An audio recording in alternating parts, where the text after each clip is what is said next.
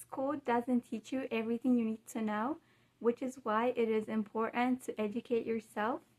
But how do you do that? Today, I'm going to teach you how you could educate yourself. The first step is to find out your interest. You should ask yourself what interests you. Once you find out your interest, it's going to be easy to educate yourself. But first, you have to know your interests. You have to find the patterns in your life and see which topics grab your attention and which topics you tend to go back to. Once you do that, you should find books on those specific topics. You could get physical books or you could get audiobooks, depending on which one you prefer. At the same time, you should also read self-help books, so that way you could learn more about yourself and discover your interests. And once you find books on the topics that you like, you should make time for yourself to read those books and take notes. And at the same time, normally the authors of those books are on social media. I recommend you to follow them because they tend to discuss more about the ideas they write about in the books on social media. So following the authors will help you get a better understanding of the topics in the books. And secondly, you should listen to podcasts. I think that listening to podcasts is an easy way to educate yourself because you could just listen to podcasts while you're doing chores.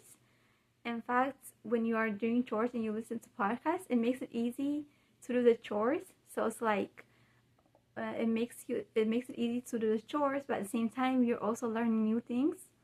Podcasts, they give you a brief understanding on pretty much every topic, so I recommend you to listen to them.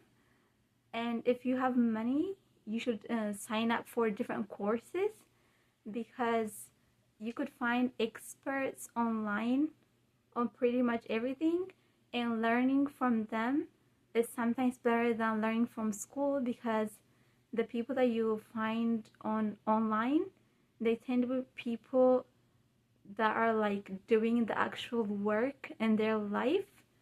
So they're speaking from experience. So taking their courses will give you they will teach you the actual things that you need to know.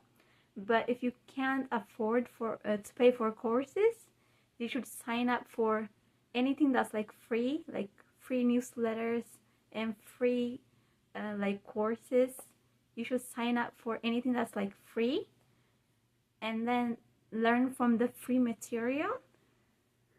And every time you are curious about a topic and you want to learn about it, write it down on a notebook or on an app, and then whenever you get free time, you could research about it later. I don't recommend googling about everything all the time because it's gonna take a lot of your time, and instead you should dedicate a specific time and then research about the different topics that you want to know about. At the same time, it's important to remember the things you learn about. So the way you do that is by writing down what you learned during the day, and also by teaching it to other people. When you teach it to other people, it's gonna help you remember what you learned. So that's a good practice.